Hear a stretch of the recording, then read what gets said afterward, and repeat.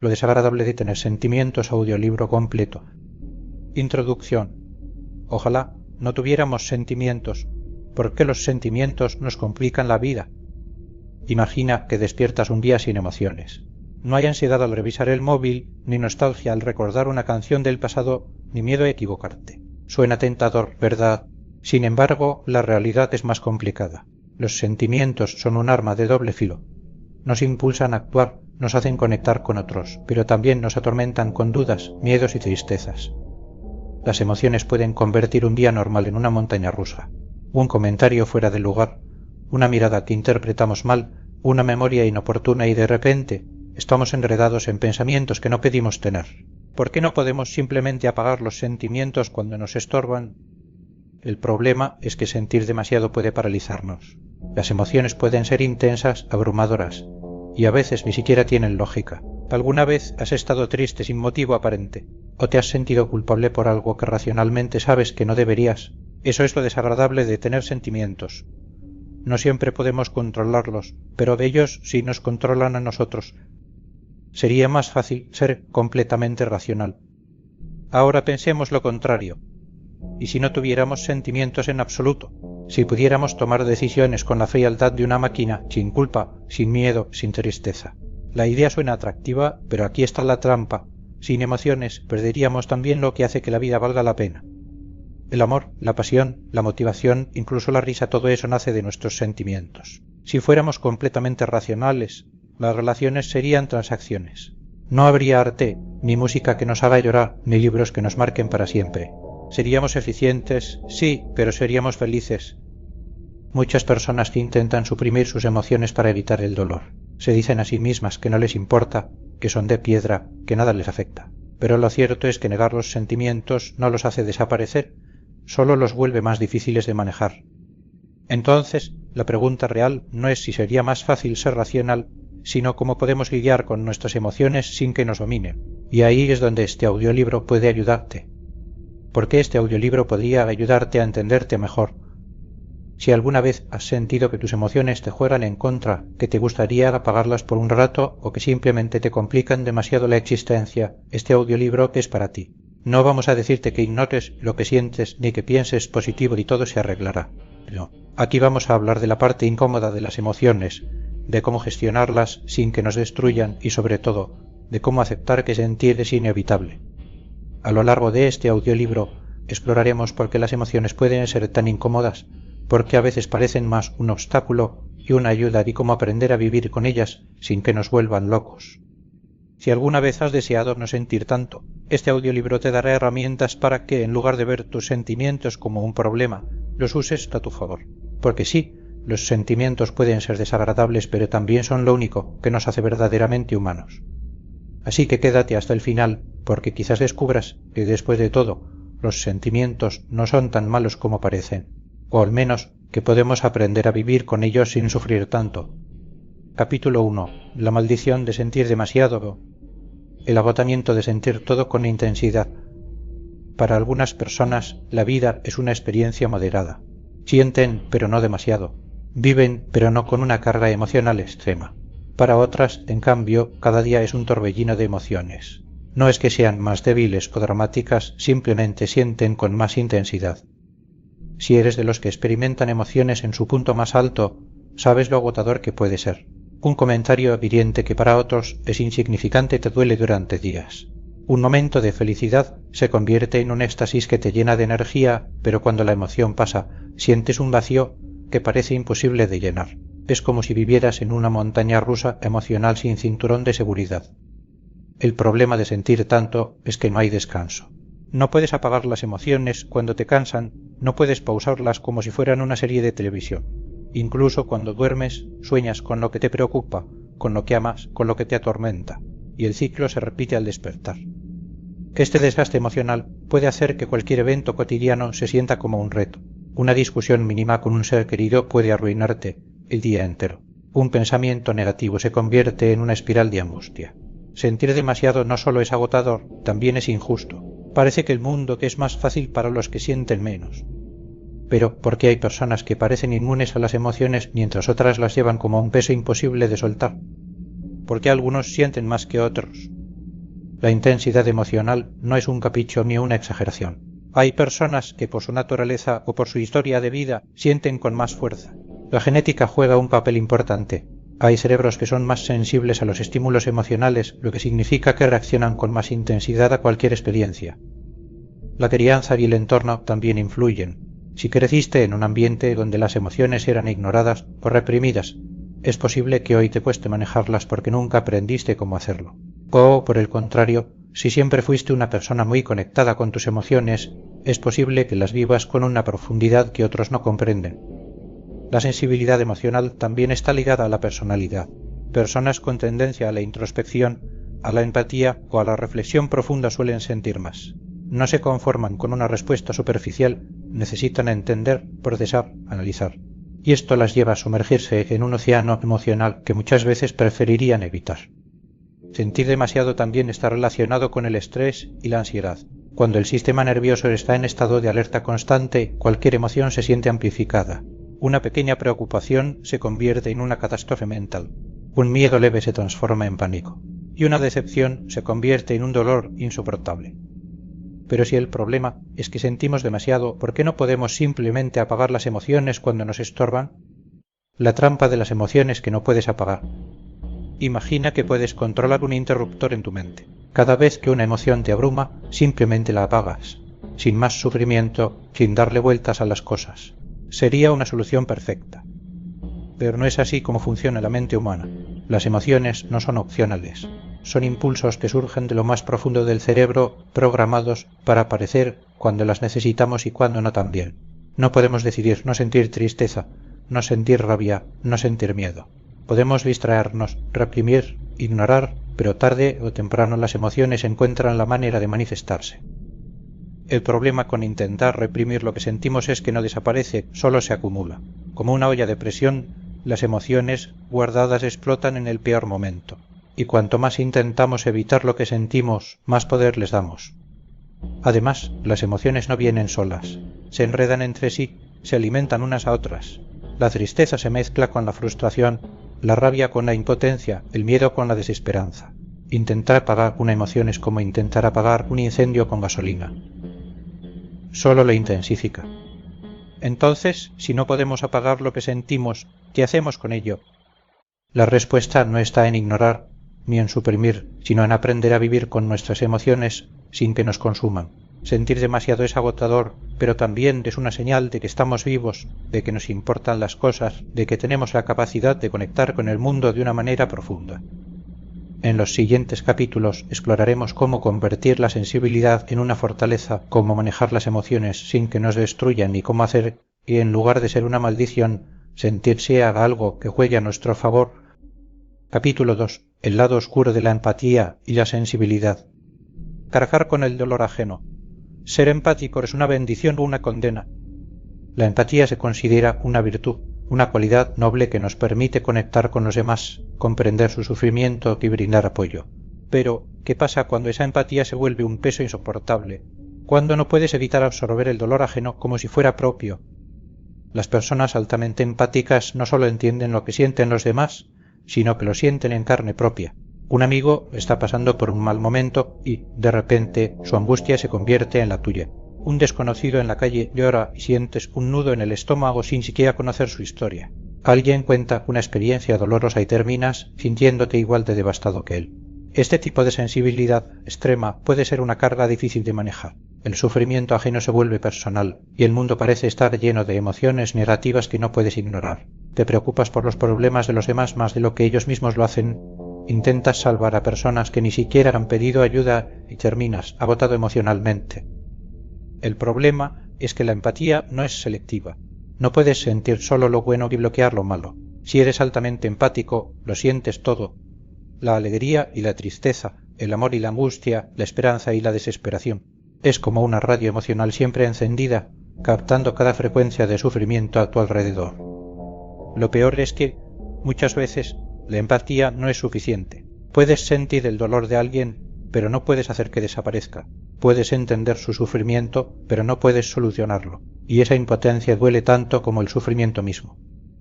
Entonces, ¿es la empatía realmente un regalo o es una condena que te obliga a llevar cargas que no te pertenecen? la frustración de ver cómo otros no sienten lo mismo que tú. Si eres una persona empática y sensible, seguramente has experimentado esta sensación de injusticia. ¿Por qué tú te preocupas tanto por los demás, mientras que ellos parecen no preocuparse en absoluto? ¿Por qué tú sufres por el dolor ajeno, mientras otros pueden ignorarlo sin problema? La diferencia de sensibilidad entre las personas puede ser abrumadora. Mientras tú sientes cada emoción con intensidad, otros parecen navegar la vida sin ser afectados en lo más mínimo. Ves noticias devastadoras y te afectan profundamente, mientras que otros las ven como un dato más. Intentas explicar cómo te sientes y te encuentras con respuestas frías como no es para tanto o deberías relajarte. Esta desconexión emocional puede hacer que te sientas fuera de lugar, como si fueras un extraterrestre en un mundo que no entiende la profundidad de tus sentimientos. Puedes llegar a sentirte solo, incomprendido e incluso llegar a pensar que hay algo mal en ti por sentir tanto. La realidad es que cada persona experimenta las emociones de manera diferente. No todos sienten con la misma intensidad ni procesan el mundo de la misma forma. Pero eso no significa que lo que tú sientes sea exagerado o inválido. Simplemente hay personas que no pueden o no quieren conectar a ese nivel de profundidad emocional. Aceptar esto es difícil. Es frustrante ver cómo otros parecen inmunes a la tristeza que a ti te consume. Es doloroso ver cómo algunos pueden lastimar sin siquiera darse cuenta de la magnitud de su impacto. Es injusto que quienes más sienten sean también quienes más sufran.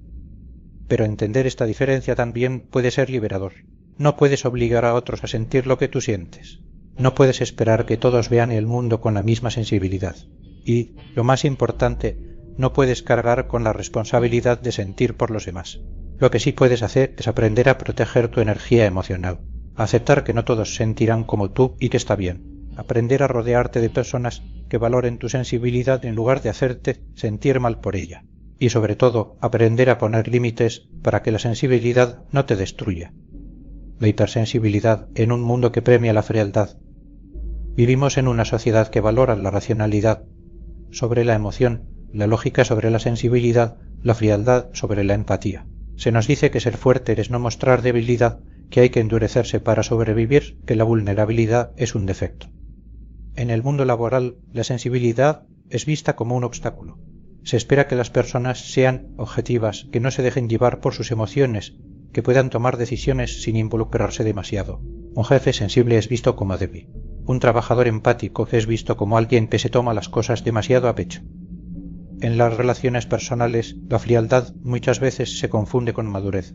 Se premia a quienes pueden pasar páginas sin esfuerzo, a quienes no se dejan afectar por las emociones, a quienes saben controlarse en todo momento. Expresar demasiado lo que sientes se percibe como una señal de inestabilidad, como una carga para los demás. El problema es que esta mentalidad empuja a las personas sensibles a reprimir lo que sienten, a fingir que no les afecta, a actuar como si fueran más fríos de lo que realmente son. Pero la sensibilidad reprimida no desaparece, solo se acumula, creando una presión interna que tarde o temprano explota. La hipersensibilidad en un mundo que la castiga puede hacer que sientas que algo en ti está mal, que deberías endurecerte, que deberías sentir menos. Pero la solución no es dejar de sentir, sino aprender a manejar la sensibilidad sin dejar que te consuma. Ser una persona sensible en un mundo que premia la frialdad es difícil, pero no es una debilidad. En realidad, es un superpoder mal comprendido. La clave está en aprender a equilibrar la sensibilidad con la fortaleza, en encontrar formas de proteger tu energía sin desconectarte de lo que te hace humano. En los próximos capítulos exploraremos cómo convertir la sensibilidad en una ventaja, cómo evitar que el peso de la empatía te hunda y cómo hacer que en lugar de ser una carga, tu capacidad de sentir sea una herramienta para una vida más plena y significativa. Capítulo 3. La tristeza, la nostalgia y el arrepentimiento. ¿Por qué los sentimientos negativos se quedan más tiempo que los positivos? Es curioso cómo la mente humana funciona. Podemos vivir momentos de felicidad intensa, pero parecen desvanecerse rápidamente como si fueran arena escapándose entre los dedos. Sin embargo, la tristeza, la angustia y el dolor parecen quedarse más tiempo del que quisiéramos. Un mal recuerdo puede seguir apareciendo años después, como un invitado no deseado que se rehúsa a irse. ¿Por qué ocurre esto? La respuesta está en la biología del cerebro. Durante millones de años de evolución, nuestra mente se ha programado para recordar más lo negativo que lo positivo. Esto tiene una razón. En la prehistoria, Nuestros antepasados necesitaban recordar el peligro para sobrevivir. Si una persona olvidaba el dolor de una herida o la amenaza de un depredador, era más probable que repitiera el mismo error y no viviera lo suficiente para aprender de él. Hoy en día, esa misma programación sigue activa, aunque las amenazas sean diferentes. Nuestro cerebro da más importancia a lo malo porque cree que es esencial para nuestra supervivencia. Recordamos más las críticas que los halagos, nos afecta más una mala experiencia que 100 buenas, y una sola palabra hiriente puede tener más peso que años de cariño. Además, las emociones negativas suelen ser más intensas que las positivas. La tristeza, la culpa y el miedo activan sistemas en nuestro cerebro que nos hacen estar en un estado de alerta constante. Mientras que la felicidad es un estado pasajero, la tristeza nos mantiene pensando, reflexionando y dándole vueltas a las cosas. El problema es que esta tendencia natural puede volverse un lastre. Si dejamos que la negatividad se instale en nuestra mente, terminamos atrapados en un ciclo donde el dolor se vuelve una constante, y uno de los mayores responsables de este ciclo es la nostalgia. La nostalgia como un veneno disfrazado de dulce recuerdo. La nostalgia tiene una apariencia inofensiva. A primera vista parece algo hermoso. Recordar los buenos tiempos, revivir momentos felices, sentir el calor de la memoria. Pero, en el fondo, la nostalgia puede convertirse en un veneno silencioso. El problema de la nostalgia es que idealiza el pasado. Nos hace recordar lo bueno, pero omitir lo malo. Nos muestra una versión distorsionada de lo que fue, una versión más bonita, más sencilla, más feliz de lo que realmente vivimos. Y cuando la comparamos con el presente, este siempre sale perdiendo. ¿Cuántas veces has sentido que antes eras más feliz? ¿Cuántas veces has mirado hacia atrás y has pensado que todo era mejor en otro tiempo, en otro lugar, con otras personas? La nostalgia nos engaña haciéndonos creer que lo mejor ya pasó, que nunca podremos recuperar esa sensación, que el futuro nunca será tan bueno como lo que dejamos atrás. Pero la verdad es que el pasado nunca fue tan perfecto como lo recordamos, solo que nuestra mente, en su afán de hacernos sentir algo, nos oculta los detalles feos. Idealizamos relaciones que en su momento también nos hicieron sufrir. Recordamos momentos felices sin pensar en las preocupaciones que teníamos en ese entonces. La nostalgia puede ser reconfortante en pequeñas dosis, pero cuando nos aferramos demasiado a ella, nos impide vivir el presente. Nos quedamos atrapados en un tiempo que ya no existe, sufriendo por lo que ya no tenemos en lugar de aprovechar lo que sí está a nuestro alcance. Y si la nostalgia es el anhelo de un pasado idealizado, el arrepentimiento es la sombra oscura de las decisiones que creemos haber tomado mal. El arrepentimiento como un castigo autoimpuesto. El arrepentimiento es una de las emociones más crueles que podemos experimentar. No solo nos hace sentir mal por lo que hicimos o dejamos de hacer, sino que nos encierra en un bucle interminable de y si hubiera hecho esto y si no hubiera dicho aquello. A diferencia de la tristeza o la nostalgia, el arrepentimiento nos hace pelear con nosotros mismos. Nos obliga a cuestionar nuestras decisiones, a culparnos por lo que ya no podemos cambiar y a castigarnos una y otra vez con los mismos pensamientos. Lo más irónico es que el arrepentimiento no tiene ningún valor práctico, no cambia el pasado, no deshace los errores, no nos da una segunda oportunidad, solo nos mantiene atados a un momento que ya no existe, haciéndonos sentir que podríamos haber hecho algo mejor cuando, en realidad, tomamos la mejor decisión posible con la información y el estado emocional que teníamos en ese momento. La vida no tiene un botón de rebobinar. Todos hemos cometido errores. Todos hemos hecho cosas de las que nos arrepentimos. Pero el castigo que nos imponemos a nosotros mismos al revivir esos errores una y otra vez es innecesario. El arrepentimiento solo tiene utilidad si lo usamos como aprendizaje, no como una condena. En lugar de pensar en lo que hicimos mal, podemos preguntarnos, ¿qué puedo aprender de esto? ¿Cómo puedo asegurarme de no cometer el mismo error en el futuro? La tristeza, la nostalgia y el arrepentimiento pueden ser emociones devastadoras si las dejamos tomar el control, pero si aprendemos a manejarlas, pueden volverse herramientas de crecimiento. En los próximos capítulos veremos cómo equilibrar estas emociones sin dejarnos atrapar por ellas, cómo transformar la sensibilidad en una ventaja y cómo evitar que los sentimientos nos dominen por completo. Capítulo 4. Amor y desamor. El infierno de los sentimientos humanos. El amor no correspondido.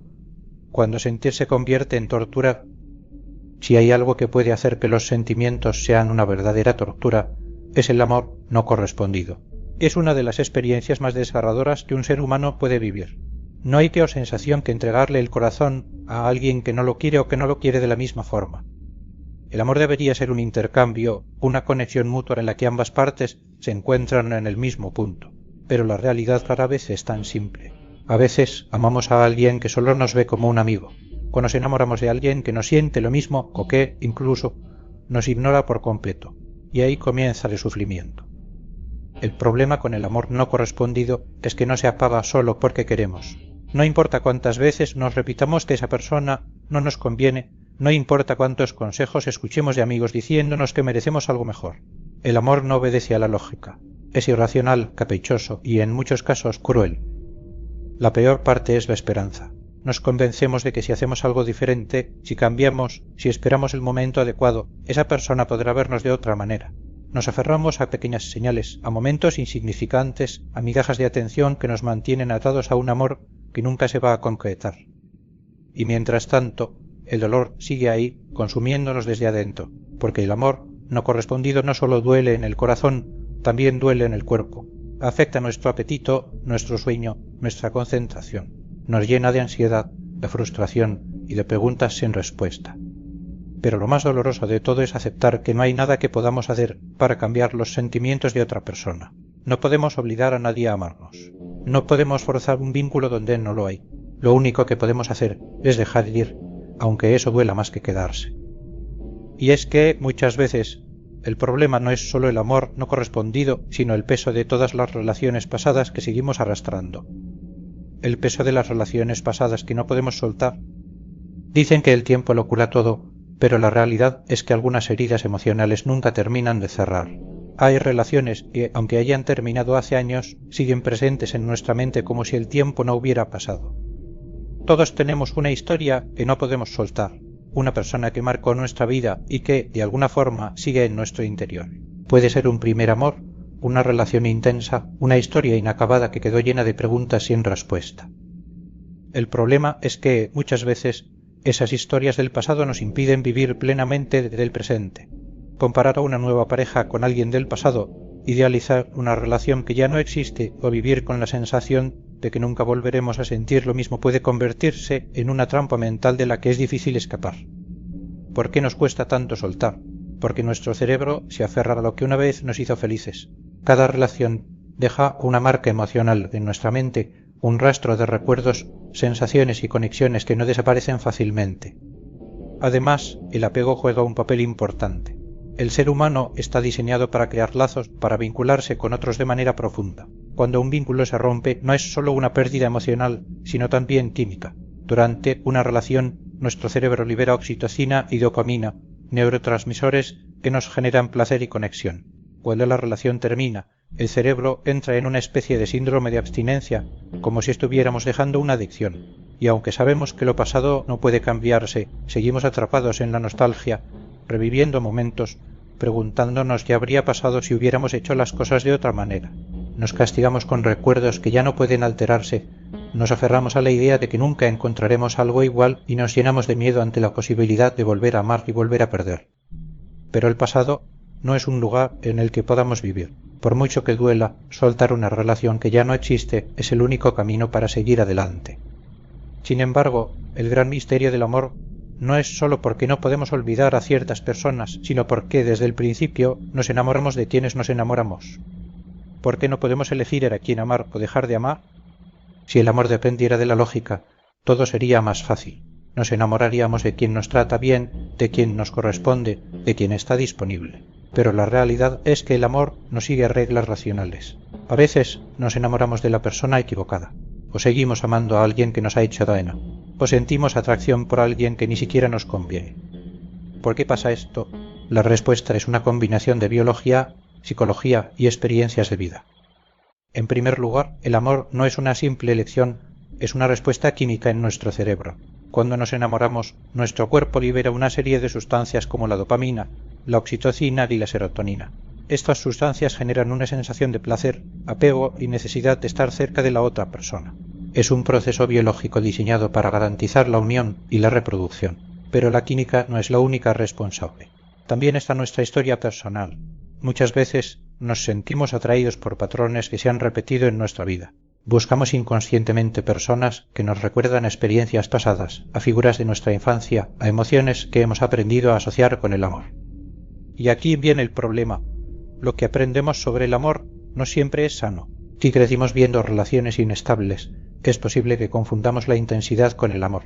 Si alguna vez nos trataron con indiferencia, podemos sentirnos atraídos por personas que nos hacen sentir que tenemos que ganarnos su afecto. En otras palabras, el amor no es solo química ni casualidad, también es programación. Y cuando nos damos cuenta de esto, entendemos por qué a veces terminamos enamorados de quien no deberíamos, por qué nos cuesta tanto olvidar a ciertas personas y por qué el amor puede convertirse en una de las experiencias más dolorosas de la vida. Si pudiéramos elegir a quien amar, todo sería más fácil, pero no podemos.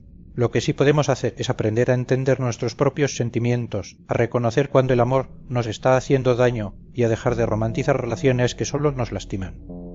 El amor puede ser hermoso, pero también puede ser un infierno, y en los próximos capítulos exploraremos cómo gestionar esas emociones sin que nos destruyan, cómo aprender a protegernos del sufrimiento innecesario y cómo, después de todo, encontrar un equilibrio entre sentir y sobrevivir. Capítulo 5. La sociedad y el mito de la felicidad obligatoria. La presión de ser siempre feliz y positivo. Vivimos en una sociedad obsesionada con la felicidad. Nos bombardean con frases motivacionales, con mensajes que nos dicen que todo depende de nuestra actitud, que la clave del éxito está en pensar en positivo. Nos venden la idea de que si algo no va bien en nuestra vida es porque no estamos sonriendo lo suficiente, porque no estamos manifestando la energía correcta o porque no estamos atrayendo buenas vibras. Pero, ¿qué pasa cuando no nos sentimos felices? ¿Qué pasa cuando la tristeza, la frustración o la ansiedad se apoderan de nosotros? La respuesta de la sociedad es clara. No lo muestres, no lo hables demasiado, no hagas sentir incómodos a los demás con tu malestar. La presión de ser feliz es abrumadora. En redes sociales, todo el mundo parece estar viviendo su mejor vida. Vemos fotos de gente viajando, viviendo, alcanzando sus metas, mientras nosotros nos preguntamos por qué no nos sentimos igual de realizados. La comparación es inevitable y sin darnos cuenta empezamos a pensar que hay algo mal en nosotros por no estar radiantes de felicidad todo el tiempo. El problema es que la vida real no es así. No podemos estar felices todo el tiempo. Hay días en los que simplemente no tenemos ganas de sonreír, en los que la tristeza pesa más que la motivación, en los que nada de lo que nos dicen los gurús del positivismo nos funciona. Y eso es normal. Pero el mensaje que recibimos constantemente es otro. Nos dicen que la felicidad es una elección, como si la tristeza fuera una especie de error que solo las personas débiles cometen. Nos obligan a disimular, a fingir que todo está bien, a forzar una sonrisa cuando por dentro estamos al borde del colapso. Esta presión por estar siempre bien nos hace sentir culpables cuando no lo estamos.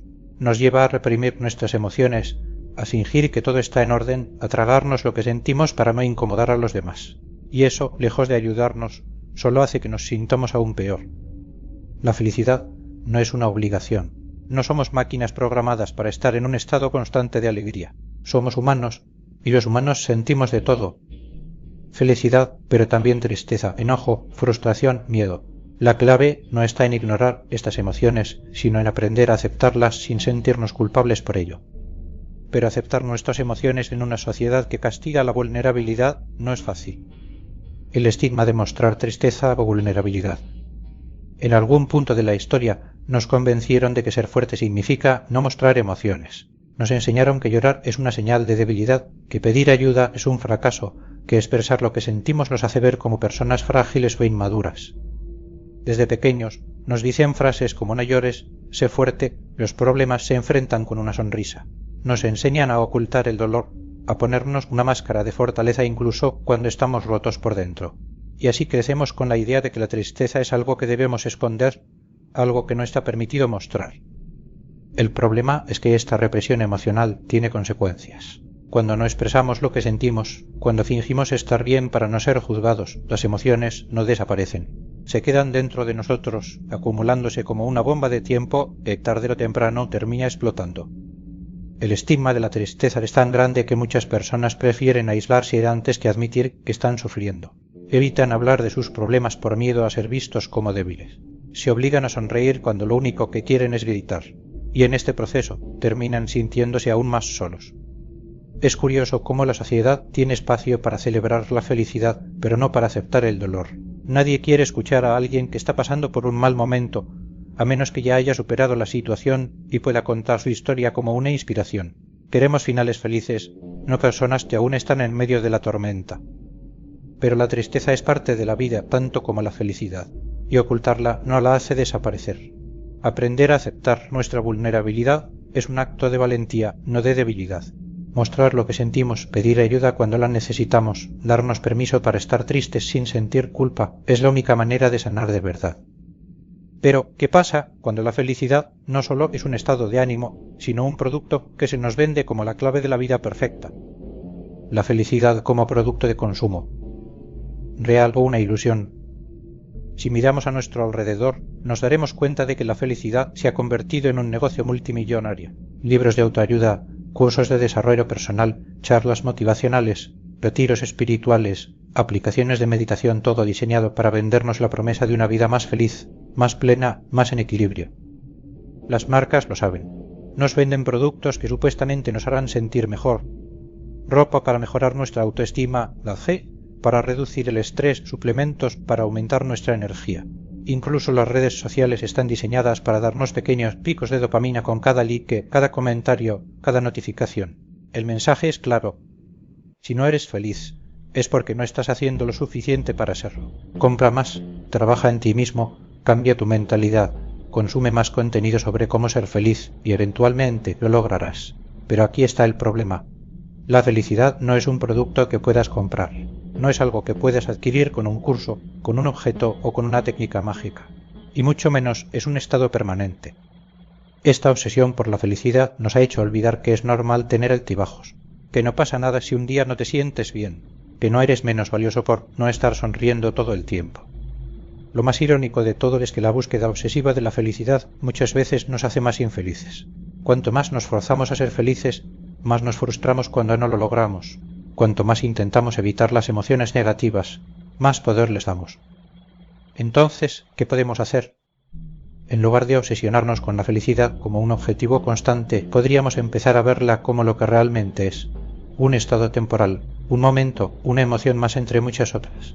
Y en lugar de evitar la tristeza a toda costa, podríamos aprender a convivir con ella sin miedo. No necesitamos estar siempre felices para tener una vida valiosa. Necesitamos autenticidad. Necesitamos aprender a sentir sin culpa, a expresar sin miedo, a aceptar que la vida no siempre es color de rosa y que eso no nos hace estar fallando como personas. En los próximos capítulos exploraremos cómo equilibrar las emociones sin caer en la trampa de la felicidad obligatoria, cómo aceptar la tristeza sin hundirnos en ella y cómo encontrar una paz real en medio del caos emocional. Capítulo 6. La ansiedad y el miedo. La parte más asquerosa de sentir. Cómo las emociones generan ansiedad y bloquean la mente. La ansiedad es el precio que pagamos por tener emociones. Mientras que algunas personas pueden experimentar sus sentimientos sin mayores complicaciones, otras se ven atrapadas en un ciclo de pensamientos y sensaciones que terminan por abrumarlas.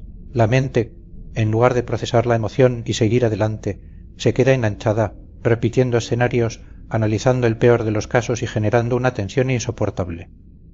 Esto ocurre porque nuestro cerebro no está diseñado para diferenciar entre amenazas reales e imaginarias. Cuando sentimos miedo, estrés o preocupación, el sistema nervioso reacciona como si estuviéramos en peligro inminente, incluso si el peligro solo existe en nuestra mente.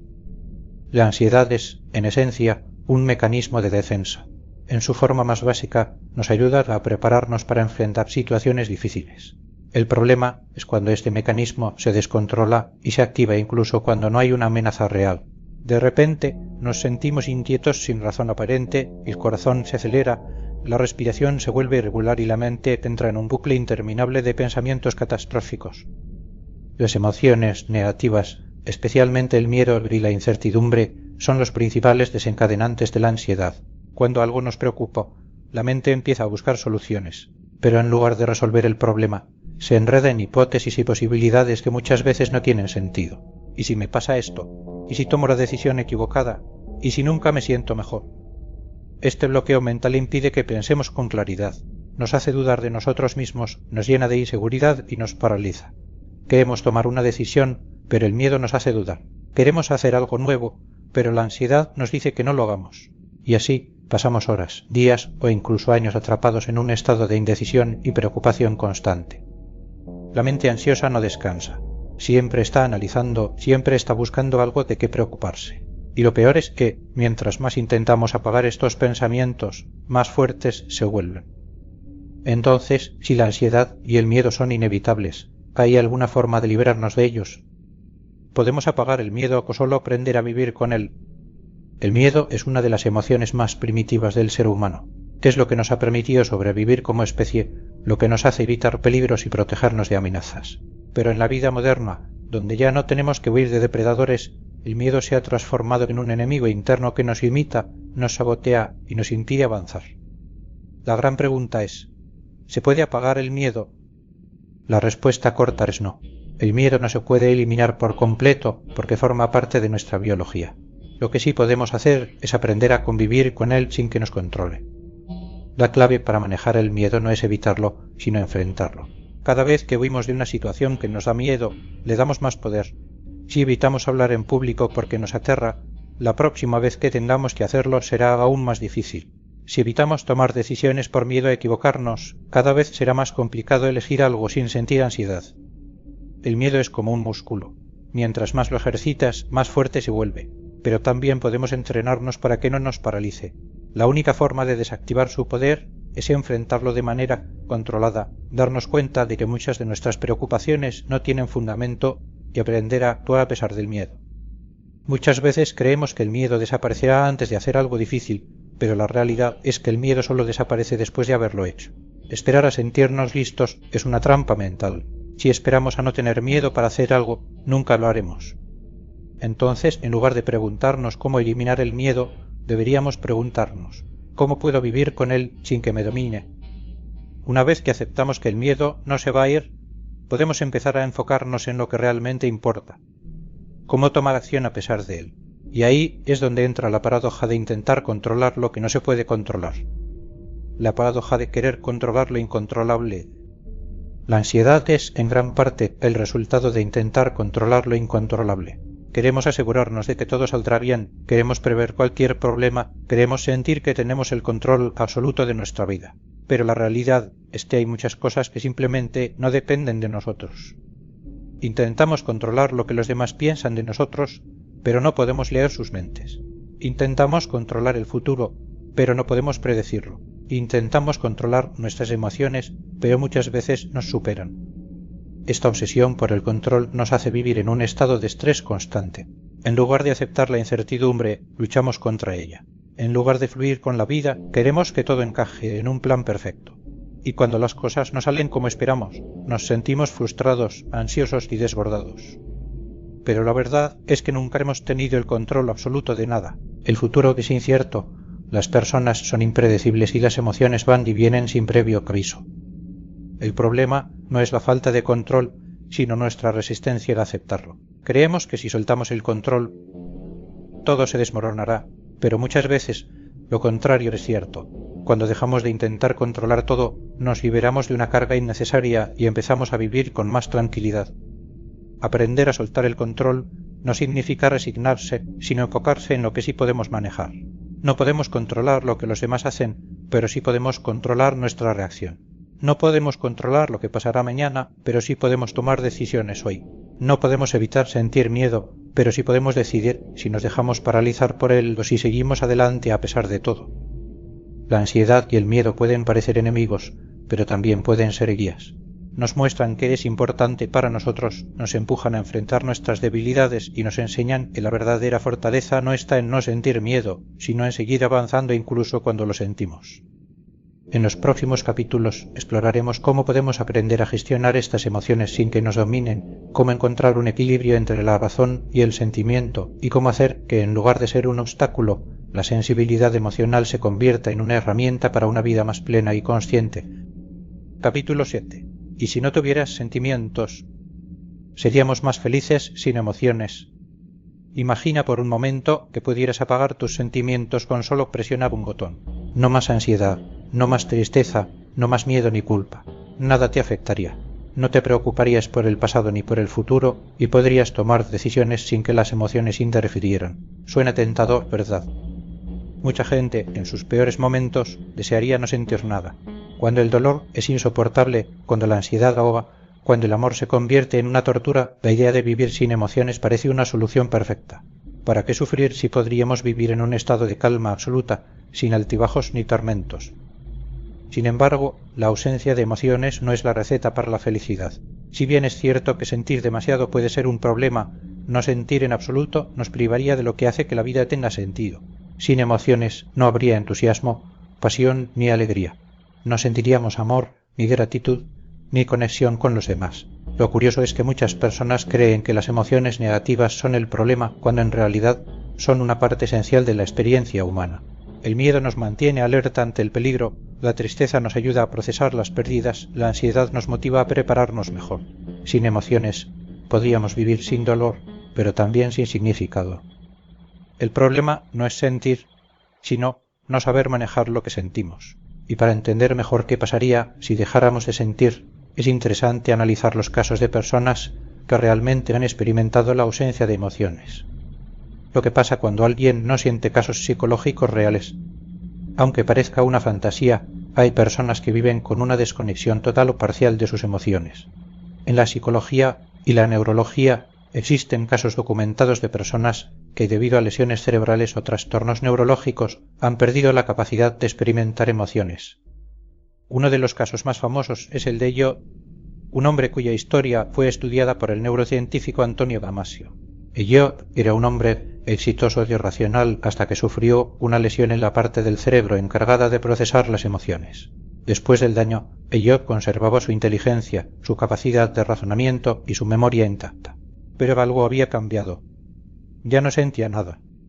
A simple vista, esto podría parecer una ventaja. Sin emociones que lo afectaran, Elliot debía ser capaz de tomar las mejores decisiones de manera lógica y objetiva. Pero ocurrió lo contrario. Sin emociones, no podía priorizar, no podía decidir qué era importante y qué no. Perdió su trabajo, arruinó su vida personal y terminó en la ruina. Este caso demostró algo fundamental. Las emociones no son un obstáculo para la razón, sino una parte esencial de la toma de decisiones. Sin ellas, todo pierde sentido. Otro caso extremo es el de personas con alexitimia, un trastorno en el que las personas tienen dificultades para identificar y expresar sus propias emociones. A menudo describen su vida como un estado de vacío constante, como si estuvieran desconectados de sí mismos y de los demás. Aunque pueden funcionar en la sociedad, les cuesta formar relaciones profundas y encontrar satisfacción en la vida. Estos ejemplos muestran que la ausencia de emociones no nos haría más felices, sino todo lo contrario. Nos convertiría en seres desconectados, incapaces de experimentar la profundidad de la vida. Pero si no podemos deshacernos de las emociones, la pregunta que realmente importa es: ¿cómo encontramos el equilibrio entre sentir demasiado y no sentir en absoluto? El equilibrio entre razón y emoción. ¿Existe realmente? Durante siglos, la humanidad ha tratado de resolver el conflicto entre la razón y la emoción. La filosofía, la psicología y la neurociencia han intentado responder una pregunta clave. ¿Debemos guiarnos por la lógica o por lo que sentimos? Algunas personas creen que la clave de una vida equilibrada es pensar de manera racional, sin dejarse llevar por los sentimientos. Otras creen que la intuición y las emociones son la mejor guía para la toma de decisiones. La verdad es que ninguna de estas posturas es completamente acertada. No podemos vivir solo con la razón, porque nuestras emociones son parte de quienes somos, pero tampoco podemos dejar que las emociones nos controlen por completo, porque pueden nublar nuestro juicio y hacernos actuar de manera impulsiva. El equilibrio entre razón y emoción no es algo que se logre de manera automática, es un aprendizaje constante. Se trata de aprender a escuchar nuestras emociones sin dejar que nos arrastren, de usar la lógica sin ignorar lo que sentimos. Para lograr este equilibrio, hay algunos principios clave. No tomar decisiones importantes en un estado emocional extremo. Cuando estamos muy alterados, nuestra percepción de la realidad se distorsiona. Antes de actuar, es mejor esperar a que las emociones se calmen y analizar la situación con más claridad. Reconocer que las emociones no siempre tienen la razón. A veces lo que sentimos no refleja la realidad. Podemos sentir miedo de algo que en realidad no es peligroso, o tristeza por una interpretación errónea de una situación. Aceptar que sentir es inevitable. En lugar de luchar contra las emociones, debemos aprender a entenderlas y manejarlas. Sentir tristeza, miedo o ansiedad no significa que algo esté mal en nosotros, sino que somos humanos. Usar las emociones como una herramienta. Las emociones pueden ser señales valiosas. Si algo nos causa ansiedad, tal vez es una advertencia de que debemos prepararnos mejor. Si sentimos tristeza, quizás sea momento de reflexionar sobre lo que necesitamos cambiar. Encontrar el equilibrio entre razón y emoción no significa eliminar los sentimientos, sino aprender a convivir con ellos de una manera más saludable. La vida sería más fácil sin emociones, pero también sería más vacía. En los próximos capítulos exploraremos cómo podemos usar nuestras emociones para nuestro beneficio, cómo evitar que nos dominen y cómo hacer que sentir, en lugar de ser una maldición, se convierta en nuestra mayor fortaleza. Capítulo 8. ¿Cómo dejar de ser esclavo de tus sentimientos? Regulación emocional, sin reprimir lo que sientes. Si hay algo que la mayoría de las personas hace mal cuando intenta manejar sus emociones, es caer en los dos extremos. O se dejan arrastrar completamente por lo que sienten, reaccionando impulsivamente ante cada emoción, o intentan suprimirlas y fingir que no existen. Ninguna de estas opciones es saludable. Reprimir las emociones no las hace desaparecer. No importa cuánto intentemos ignorar la tristeza, ocultar la rabia o disfrazar la ansiedad, lo que sentimos siempre encontrará la forma de salir. A veces lo hará en forma de agotamiento, de dolores físicos inexplicables, de explosiones emocionales en los momentos menos indicados.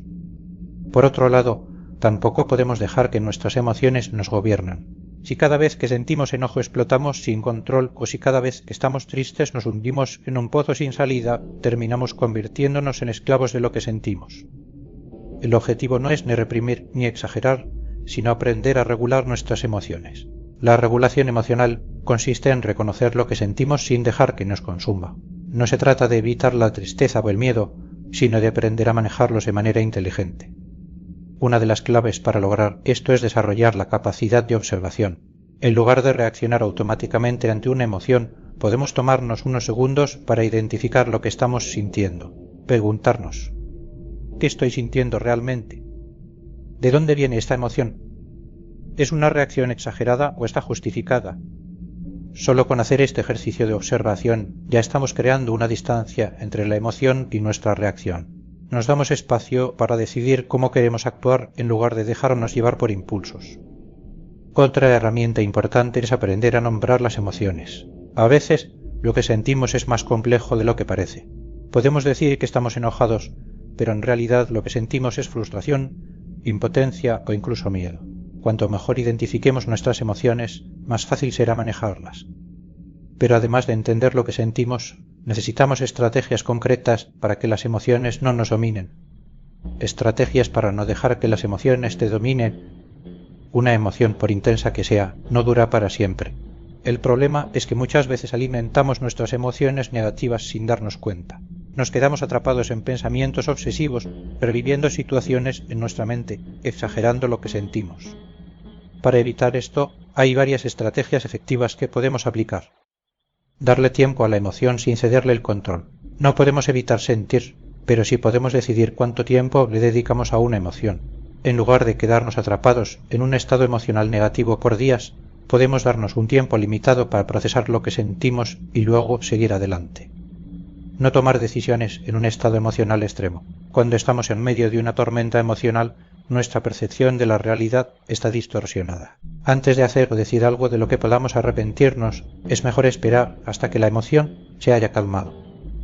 Utilizar la respiración y el cuerpo para regular la mente. Cuando las emociones son demasiado intensas, podemos calmarnos a través de técnicas de respiración profunda o ejercicios físicos. La conexión entre cuerpo y mente es tan fuerte que muchas veces, al relajar el cuerpo, la mente también se tranquiliza. Aprender a desafiar los pensamientos irracionales. No todas las emociones reflejan la realidad.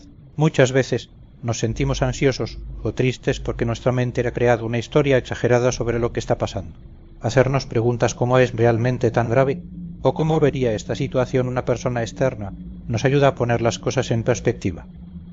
Redirigir la emoción hacia algo útil. En lugar de dejarnos consumir por una emoción, podemos canalizarla en algo productivo. El enojo puede convertirse en motivación la tristeza en inspiración, la ansiedad en acción. Muchas de las mejores obras de arte, innovaciones y cambios en el mundo han nacido de emociones intensas bien dirigidas. Las emociones no son el problema es lo que hacemos con ellas. Y aquí es donde entra una de las habilidades más importantes. Aprender a convertir la sensibilidad en una fortaleza. Convertir la sensibilidad en una fortaleza. La sociedad nos ha hecho creer que ser una persona sensible es una debilidad, que sentir demasiado nos hace vulnerables, que deberíamos endurecernos para no sufrir. Pero la sensibilidad no es algo que deba corregirse, sino algo que puede utilizarse de forma positiva. Las personas sensibles tienen una gran capacidad para percibir matices en la vida que otros ignoran. Son más empáticas, más creativas, más profundas en su forma de pensar y de vivir. La clave no está en dejar de ser sensibles, sino en aprender a manejar esa sensibilidad de manera inteligente. Para convertir la sensibilidad en una fortaleza es importante aceptar que sentir es parte de nuestra naturaleza. En lugar de desear ser menos emocionales, podemos aprender a valorar la profundidad con la que experimentamos la vida. Poner límites emocionales. Ser sensible no significa absorber las emociones de los demás. Es necesario aprender a establecer límites para no cargar con problemas ajenos y para proteger nuestra energía emocional. Usar la sensibilidad para crear. Muchas personas altamente sensibles encuentran su mejor expresión a través del arte, la escritura, la música o cualquier actividad creativa. Convertir las emociones en algo tangible puede ser una forma de darles propósito en lugar de solo sufrirlas. Enfocar la sensibilidad en relaciones que la valoren. No todo el mundo entenderá la intensidad emocional, y eso está bien. Pero rodearnos de personas que nos valoren por quienes somos en lugar de hacernos sentir que sentimos demasiado es esencial para nuestro bienestar. Convertir la intuición en una herramienta. Las personas sensibles suelen tener una intuición más desarrollada, lo que puede ser una gran ventaja en la toma de decisiones. Aprender a confiar en esa intuición, sin dejar que las emociones nublen el juicio, puede llevarnos a mejores resultados en la vida. Dejar de ser esclavo de las emociones no significa dejar de sentir. Significa aprender a manejarlas con inteligencia, entenderlas en lugar de reprimirlas y utilizarlas como una herramienta en lugar de verlas como un obstáculo. En los siguientes capítulos exploraremos cómo construir una vida donde nuestras emociones trabajen a nuestro favor en lugar de ser un constante campo de batalla. Porque, aunque los sentimientos pueden ser desagradables, también son lo que nos hace humanos. Y si aprendemos a manejarlos bien, pueden ser nuestra mayor fortaleza en lugar de nuestra mayor debilidad. Conclusión. Sentir es una mierda, pero también es lo que nos hace humanos. Porque a pesar de todo, sentir es lo mejor que nos puede pasar. A lo largo de este audiolibro hemos explorado lo incómodo, lo agotador y lo injusto que puede ser sentir. Nos hemos preguntado si la vida sería más fácil sin emociones, si podríamos apagar el miedo o la tristeza, si es posible encontrar un equilibrio entre lo que sentimos y lo que pensamos. Y la respuesta es que no hay escapatoria. Estamos diseñados para sentir. Pero hay algo que quizás no hemos considerado lo suficiente. Si bien los sentimientos pueden ser una carga, también son lo que le da profundidad a nuestra existencia. Sin emociones, la vida sería una serie de eventos sin significado. Nos levantaríamos, trabajaríamos, comeríamos, dormiríamos y todo eso sin experimentar ninguna conexión real con lo que hacemos o con quienes nos rodean. Las emociones son lo que nos permite enamorarnos, reírnos hasta que nos duela el estómago, emocionarnos con una canción o sentir el calor de un abrazo. Son lo que nos hace luchar por lo que queremos, superar momentos difíciles y disfrutar de los pequeños instantes que realmente importan. Sí, sentir es una mierda cuando las emociones duelen, pero sin ellas tampoco existiría la felicidad. No podríamos experimentar el amor, la pasión, la inspiración, la euforia. No podríamos formar relaciones profundas ni conectar con los demás de manera real. Las emociones nos hacen vulnerables, pero también nos hacen fuertes. Nos hacen sufrir, pero también nos enseñan. Nos complican la vida, pero sin ellas, la vida carecería de sentido. La importancia de aprender a convivir con las emociones. No podemos cambiar nuestra naturaleza emocional, pero sí podemos cambiar la manera en que nos relacionamos con nuestras emociones. En lugar de verlas como un problema, podemos aprender a gestionarlas de manera más saludable. Esto no significa que siempre vayamos a reaccionar de manera perfecta, ni que nunca más suframos por lo que sentimos. Significa que podemos aprender a aceptar nuestras emociones sin dejarnos destruir por ellas. Aprender a convivir con las emociones implica aceptar que todas las emociones son válidas. No hay emociones buenas o malas. La tristeza, el miedo, La rabia y la ansiedad tienen su función y si sabemos manejarlas pueden enseñarnos cosas valiosas. No reprimir lo que sentimos. Fingir que todo está bien cuando no lo está solo hace que el dolor se acumule. Permitirse sentir sin culpa es clave para una vida emocionalmente sana. Aprender a soltar. Muchas veces sufrimos más por la resistencia a nuestras emociones que por la emoción en sí. Aceptar lo que sentimos y permitirnos transitarlo sin aferrarnos al sufrimiento nos libera. Usar las emociones como herramientas. En lugar de verlas como un obstáculo, podemos usarlas a nuestro favor. La rabia puede impulsarnos a cambiar lo que no nos gusta, la tristeza puede ayudarnos a reflexionar, el miedo puede enseñarnos a prepararnos mejor. Cuando aprendemos a convivir con nuestras emociones, en lugar de luchar contra ellas, dejamos de ser víctimas de lo que sentimos. Empezamos a tener una relación más sana con nuestra propia mente y con los demás. ¿Cómo encontrar sentido incluso en lo desagradable de sentir? Quizás el mayor aprendizaje que podemos sacar de todo esto es que el hecho de sentir, por más incómodo que sea, tiene un propósito. Cada emoción que experimentamos nos está diciendo algo, nos está hallando de alguna manera. El sufrimiento puede enseñarnos sobre lo que realmente queremos y sobre lo que debemos soltar. La ansiedad puede ser una señal de que necesitamos cambiar algo en nuestra vida. La tristeza nos puede ayudar a valorar lo que realmente importa. Incluso en los momentos en los que desearíamos no sentir nada, podemos encontrar sentido en nuestras emociones. En lugar de preguntarnos por qué tengo que sentir esto, podemos preguntarnos qué me está enseñando esta emoción. No se trata de romantizar el dolor, ni de convertir el sufrimiento en una obligación. Se trata de entender que, aunque sentir sea difícil, también es lo que nos hace humanos, y que aprender a vivir con nuestras emociones es mucho más útil que intentar evitarlas o reprimirlas. La vida no se trata de estar siempre feliz ni de evitar la tristeza a toda costa. Se trata de experimentar todas las emociones, aprender de ellas y seguir adelante. Se trata de encontrar un equilibrio en medio del caos, de sentir sin que nos destruya, de vivir con intensidad sin que la vida se vuelva insoportable. Porque, al final del día, lo que nos hace humanos no es la razón, ni la lógica, ni el control. Es la capacidad de sentir. Si has llegado hasta aquí, significa que este audiolibro ha resonado contigo de alguna manera. Y ahora me gustaría saber tu opinión. ¿Cuál de estos temas te ha impactado más? ¿Te has sentido identificado con alguno de los capítulos? ¿Cómo manejas tus emociones en el día a día? Déjalo en los comentarios. Me encantaría leer tu experiencia. Si este audiolibro te ha sido útil, suscribirte al canal y activar la campanita para más contenido como este. También puedes compartir este vídeo con alguien que creas que lo necesita. Gracias por escuchar hasta el final. Recuerda, sentir es complicado, pero también es lo que nos hace estar vivos. Nos vemos en el próximo audiolibro.